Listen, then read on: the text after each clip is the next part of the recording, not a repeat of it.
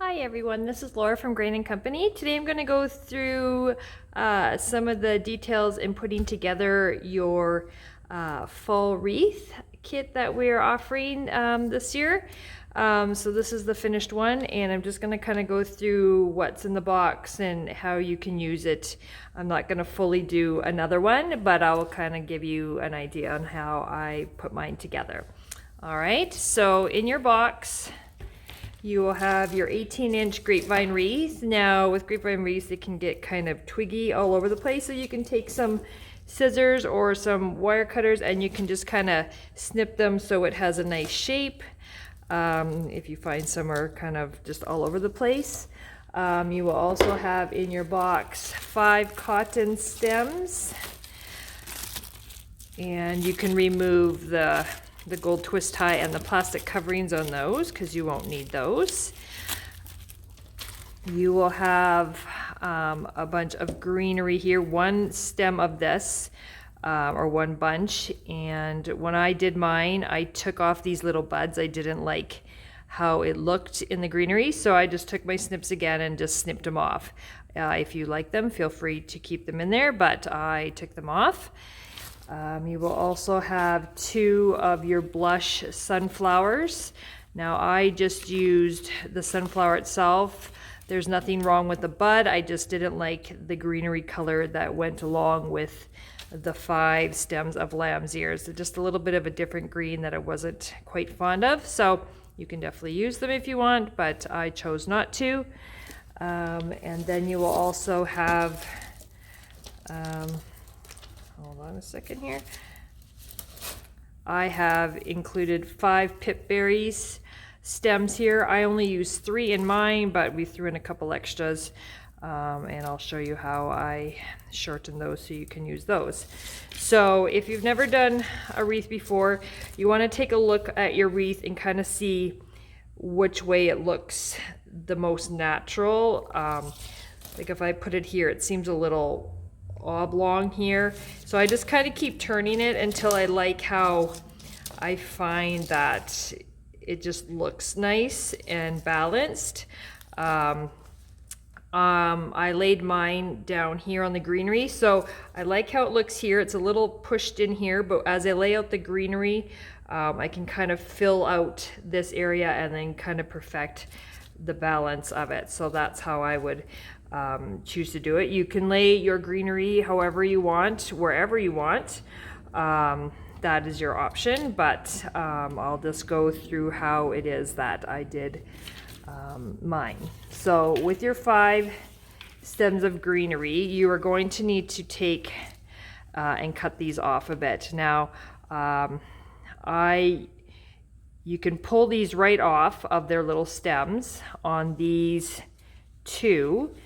And then I like to cut this one closer to the base, so I've got that stem, so it's easier for me to jab. These ones, you can still cut them off their little stem here, so you have that extra little length, so when you're shoving it in, you have just a little bit more to go into your wreath. So you'll do that with all these pieces.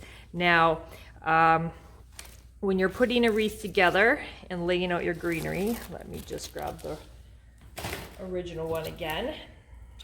You want the greenery to split. You don't want the direction of the leaves to go all in one direction. So I kind of find how I wanted to hang my wreath and where I wanted that split to be. So mine isn't perfectly in the center. I've kind of got a little bit more on the top than I do the bottom, and I've kind of made my center point about, I don't know, 8 o'clock.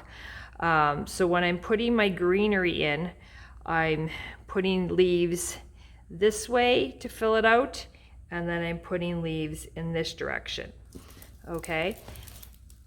So if you're one who's kind of a little nervous of gluing in as you go, you can easily, clip all your greenery and pre-fit everything, and then after go back and pull each one out and add glue and place it in that way. So just for demonstration's sake, so we'll just pretend these are all cut up, is that I would start where I want it to split, and I would start to layer my leaves in that direction till I filled out how I want it. And then I would do the same thing over here and go out to where I want it. Now obviously you only have so many leaves, you gotta kind of watch where you're placing them. I would probably do 3 stems for the upper part and 2 for the lower. When you get to this one's got a lot of fullness and there's a lot of little stems on here. So there's 7 in here. So you could probably do 4 for the top, 3 for the bottom, and you can kind of push them in between the lamb's ear, which I'll bring this back over, in between the lamb's ear, so it helps fill out the body of the greenery.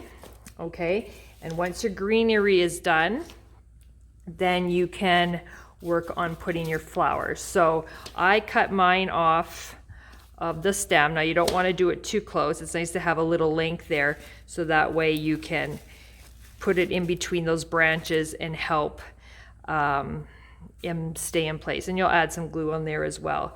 But it's definitely nice to, you know, play with your layout before you glue everything into place.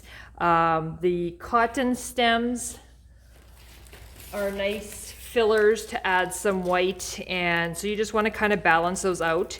You obviously will cut these off, so just watch how much you're cutting off. If you cut a little long, you can let it poke through the wreath and just kind of flip it back on itself, or you can always snip it off after. Add a little bit of glue, but they do secure it nicely once you start putting it into all that greenery. So that's what I would do there. And then for the pip berries, because they are quite long, I kind of clustered mine. So I cut them into, I believe I cut mine into 4. So cut it in half and then cut each half again. And then I kind of just wrapped the bottom with itself. So we'll just pretend these are 4 smaller pieces here. So if there's smaller ends, I just took them and just kind of twisted them together. And then I just kind of added a little glue and stuck them in where I wanted to. And then because there's wire in the stem, you can kind of, you know, pull them out a little bit. They don't have to stay so close together. You can kind of give them a little dimension and let the twigs kind of form wherever you want. I'm gonna bring this one back again.